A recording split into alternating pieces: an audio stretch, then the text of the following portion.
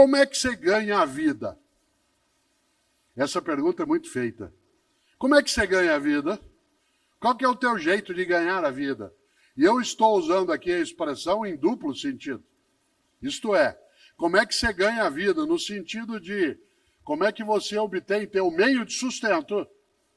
Mas há uma segunda maneira de pensar isso.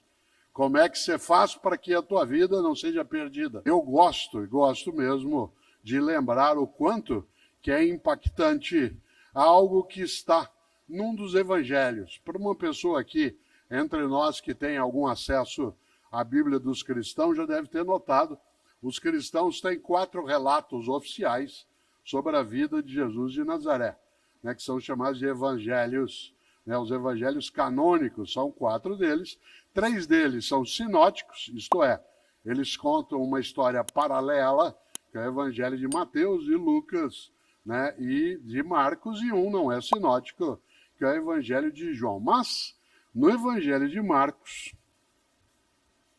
tem uma expressão, e tanto faz se você tem religião ou não, porque essa é uma escolha tua, tanto faz se é cristão ou cristã, essa é uma escolha tua, você pode ter ou não ter, mas há algumas formas de aconselhamento que nos servem.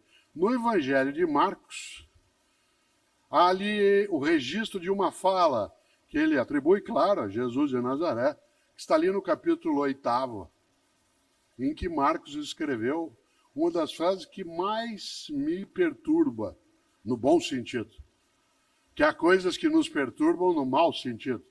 Há coisas que nos perturbam e nos fazem ficar, né, chateados, tristes.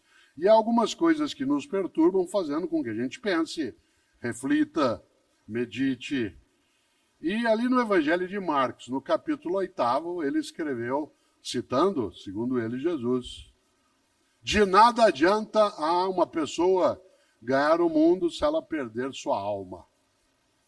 Aliás, o texto original é: de nada adianta a um homem ganhar o mundo se ele perder sua alma. Em outras palavras, de nada adianta você ter tudo se a tua identidade, tua autenticidade, teu propósito, isto é, tua verdade, ela vai por terra, ela desaba, ela é esmagada. Essa frase vale pensar, porque essa frase nos coloca um impositivo, nos coloca algo que a gente chama em filosofia de imperativo, que é nós entendermos que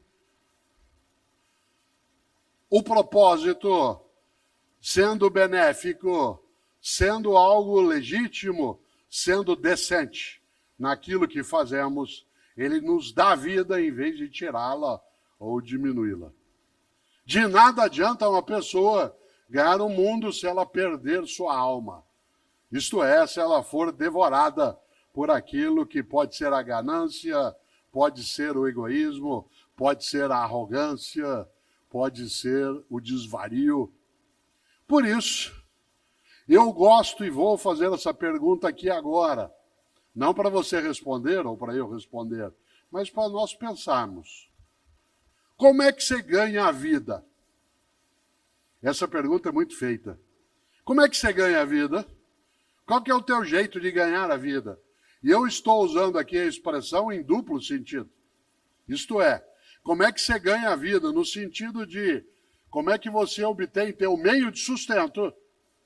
Mas há uma segunda maneira de pensar isso. Como é que você faz para que a tua vida não seja perdida? Isto é, para que ela não seja demolida, erodida por aquilo que é a pequenez, a tolice, a redução. Como é que você ganha a vida? Há pessoas que ganham a vida cuidando de vida.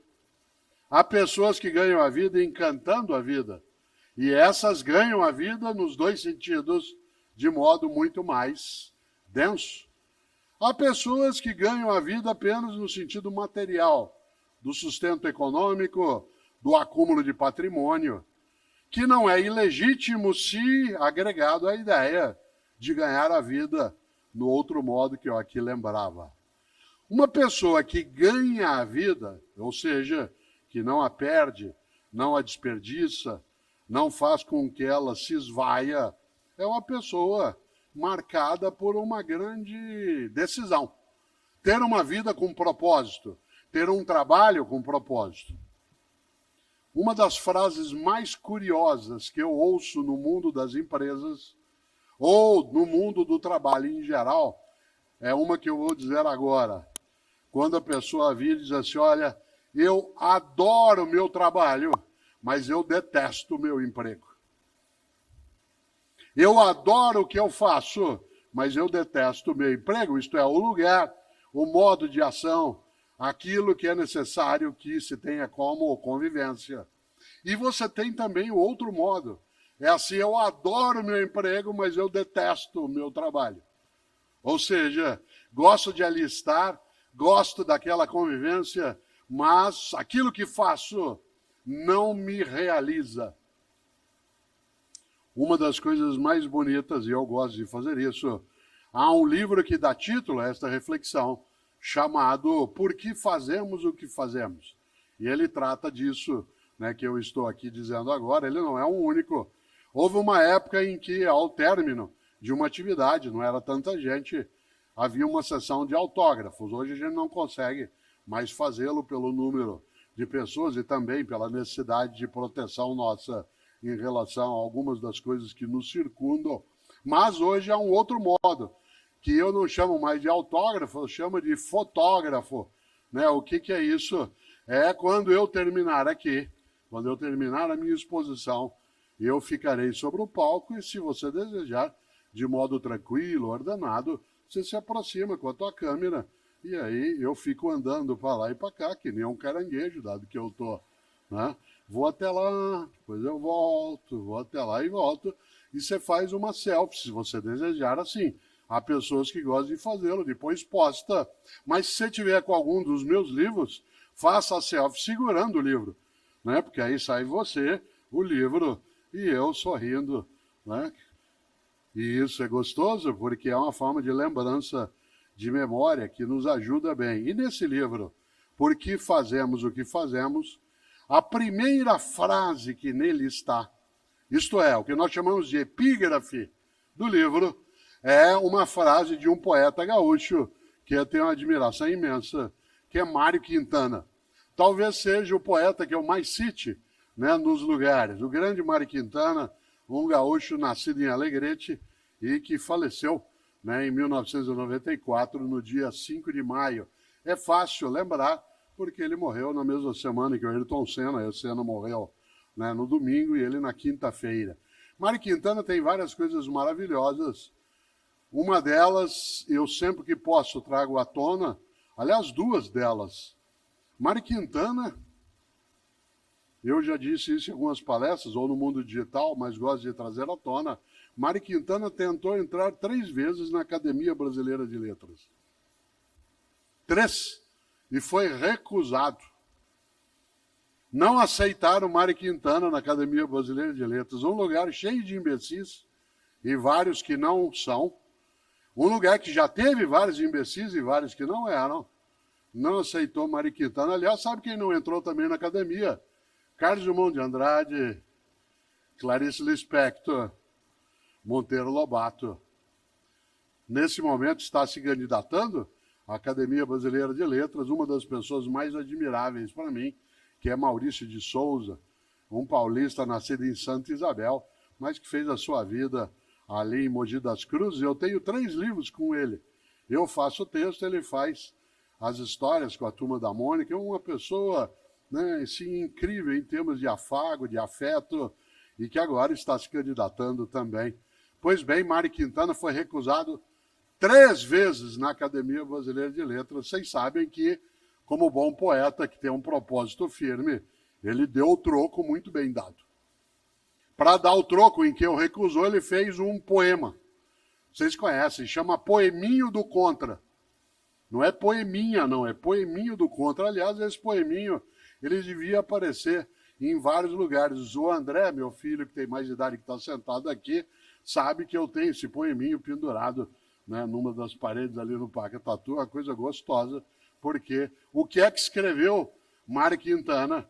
Guarde essa frase aí, porque ela vai servir para algumas coisas na vida, quando as pessoas, vez ou outra, em vez de serem colaborativas contigo, buscam ser demolitivas. E ele escreveu, é uma trova, ele diz, todos esses que aí estão, atravancando o meu caminho, eles passarão, eu passarinho. Olha que coisa genial. Todos esses que aí estão, atravancando o meu caminho, eles passarão, eu passarinho. Parece frase de para-choque de caminhão no Paraná. E eu sempre penso isso em relação a algumas coisas na vida, e algumas pessoas têm para-choque de caminhão que é assim, na subida você me aperta, na descida nós acerta. Na subida você me aperta, na descida nós acerta. Olha que coisa boa. Mário Quintana tem uma outra trova, que quase eu a disse, porque ela aparece como epígrafe do livro, né, que eu mencionei, o Porquê Fazemos o que Fazemos. E essa trova diz, um dia pronto, me acabo, seja o que tem de ser, morrer que me importa, o diabo é deixar de viver. Olha que inteligência, um dia pronto me acabo, seja o que tem de ser, morrer que me importa, o diabo, o horror é deixar de viver. E deixar de viver não é apenas perecer o corpo. Deixar de viver é morrer tua dignidade, tua esperança, teu desejo, teu afeto, tua amizade. É ter uma vida a qual falta graça. Quando eu penso em vida, trabalho e propósito, eu acho que para que a nossa vida não seja uma vida banal, fútil, uma vida sem sentido, é preciso que o nosso propósito seja, antes de mais nada, o de deixar nossa vida e a vida de outras pessoas conosco mais cheia de graça.